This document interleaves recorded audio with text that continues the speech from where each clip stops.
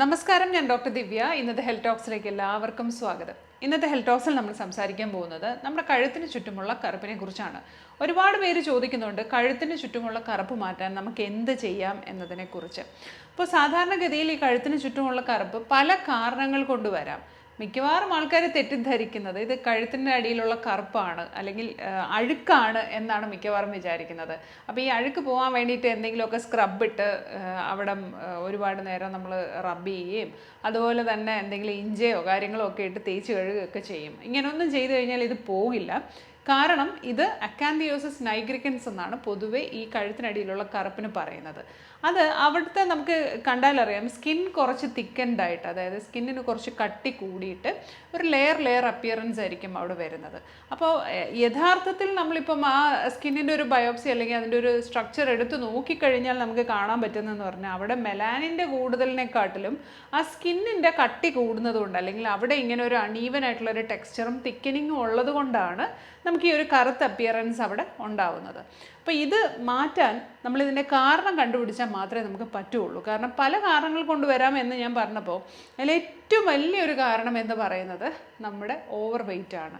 അത് ഇപ്പോൾ ചെറിയ പ്രായത്തിലുള്ള കുട്ടികൾക്ക് പോലും നമ്മൾ കാണുന്നുണ്ട്. ഇങ്ങനെ ഒരു 4-5 വയസ്സ് അല്ലെങ്കിൽ 7-10 വയസ്സൊക്കെ ഉള്ള കുട്ടികളെ നോക്കുമ്പോൾ തന്നെ മിക്കവാറും കഴുത്തിൻ്റെ അടിയിൽ കറുപ്പ് പിഗ്മെൻറ്റേഷൻ എന്നൊക്കെ പറഞ്ഞായിരിക്കും കൊണ്ടുവരുന്നത്. അപ്പോൾ നമ്മൾ നോക്കുമ്പോൾ അത്യാവശ്യം നല്ല വെയിറ്റ് കാണും. അപ്പോൾ അത് ഈ ഫുഡ് ഹാബിറ്റ്സിൻ്റെ ഭാഗമായിട്ട് അത്തരത്തിലൊക്കെ ഉള്ളതാണെങ്കിൽ ആദ്യം നമ്മൾ ചെയ്യേണ്ടത് വെയിറ്റ് കുറയ്ക്കുക എന്നുള്ളതാണ്. എക്സസൈസ് ചെയ്യുക, വെയിറ്റ് കുറയ്ക്കുക. അങ്ങനെ വരുമ്പോൾ തീർച്ചയായിട്ടും ഈ ഒരു തിക്നെസ്സിനും അതുപോലെ തന്നെ കറുപ്പിനും ഒരു മാറ്റം വരും. അപ്പോൾ കുട്ടികളുടെ കാര്യത്തിൽ നമ്മൾ പറയുന്നത് ജങ്ക് ഫുഡ് ഒഴിവാക്കുക, മധുരം മാക്സിമം കുറയ്ക്കുക, അതുപോലെ തന്നെ എക്സസൈസ് ധാരാളം ചെയ്യിപ്പിക്കുക, ഓടിക്കളിക്കാനുള്ള അവസരം കൊടുക്കുക. അതാണ് കുട്ടികളുടെ കാര്യത്തിൽ നമുക്ക് പറയാൻ പറ്റുക. കാരണം സാധാരണയായിട്ട് ഇപ്പോൾ വണ്ണം കുറയ്ക്കാൻ വേണ്ടി കുട്ടികളോട് ഫുഡ് കട്ട് ചെയ്യാൻ പറഞ്ഞാൽ നമ്മൾ വീട്ടിൽ കഴിക്കുന്ന എല്ലാ കാര്യങ്ങളും വളരെ ഹെൽത്തി ആണെങ്കിൽ അത് തീർച്ചയായിട്ടും കുഞ്ഞുങ്ങൾക്ക് കൊടുക്കണം. അത് കഴിച്ച് അതിൻ്റെ ആരോഗ്യത്തിൽ വേണം അവർ വളരാൻ.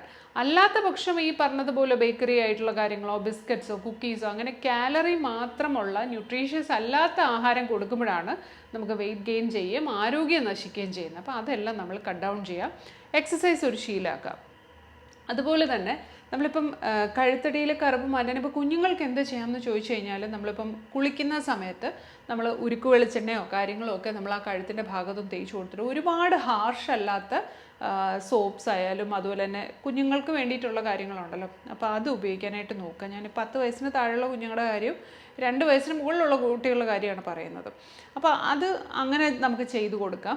അതുപോലെ തന്നെ ഒരു സംഭവം ഇട്ടിട്ട് നമ്മൾ ഒരുപാട് റബ്ബ് ചെയ്തത് കളയാൻ നോക്കരുത്. അപ്പോൾ കുട്ടികളാണെങ്കിൽ അവിടെ കറുപ്പാണ്, അത് മാറ്റാൻ വേണം, എങ്ങനെ ചെയ്യണം, അങ്ങനെയൊന്നും നമ്മൾ ചെയ്യരുത്.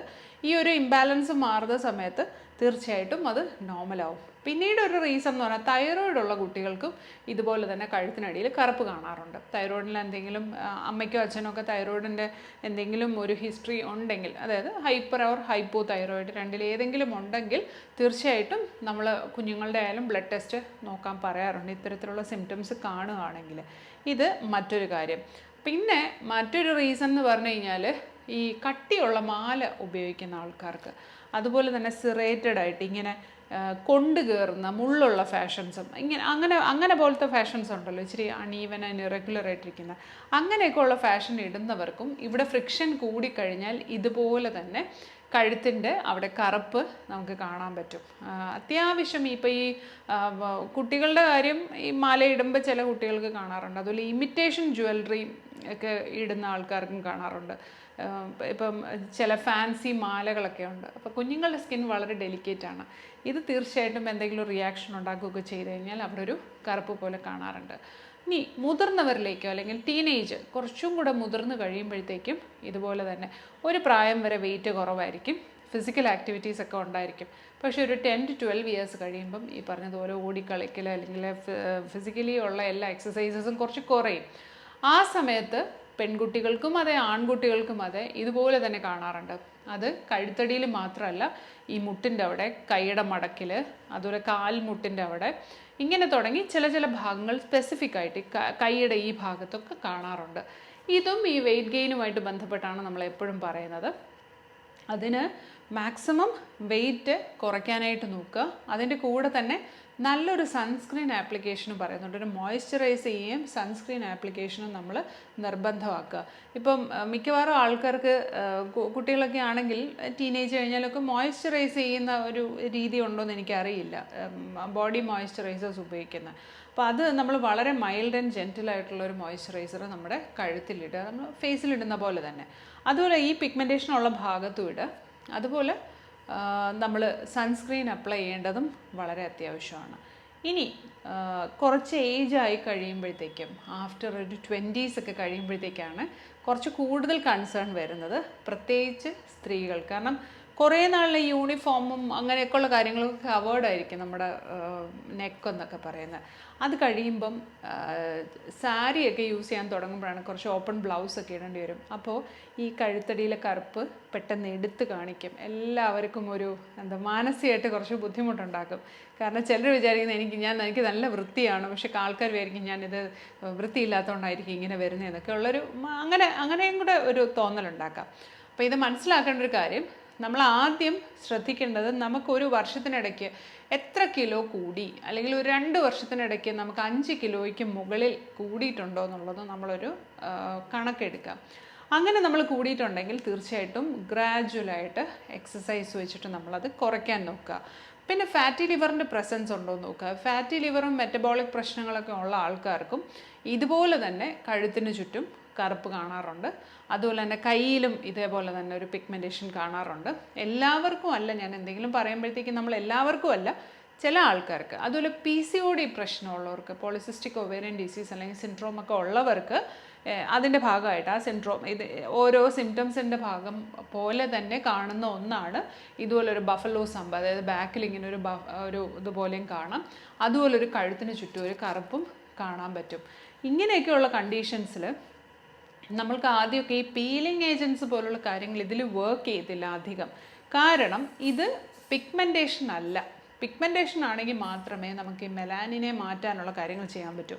എന്ന് പറയുന്നത് സ്കിന്നിൻ്റെ തിക്കനിങ് ആയതുകൊണ്ട് തന്നെയാണ് നമ്മൾ ആ വെയിറ്റ് കുറയ്ക്കൂ, ഫാറ്റ് റിഡക്ഷൻ നടത്തൂ, സ്കിന്നിൻ്റെ തിക്നെസ് കുറയ്ക്കൂ എന്ന് പറയുന്നത്. ഇനി വെയിറ്റ് കുറയ്ക്കുമ്പോൾ തന്നെ നമ്മുടെ PCODയും കാര്യങ്ങളൊക്കെ ഉണ്ടെങ്കിൽ അത് ഓക്കെ ആവും. പ്രത്യേകിച്ച് അബ്ഡമിനൽ ഫാറ്റ് കുറയുമ്പോൾ നമ്മുടെ പീരിയഡ്സ് റെഗുലർ ആവും.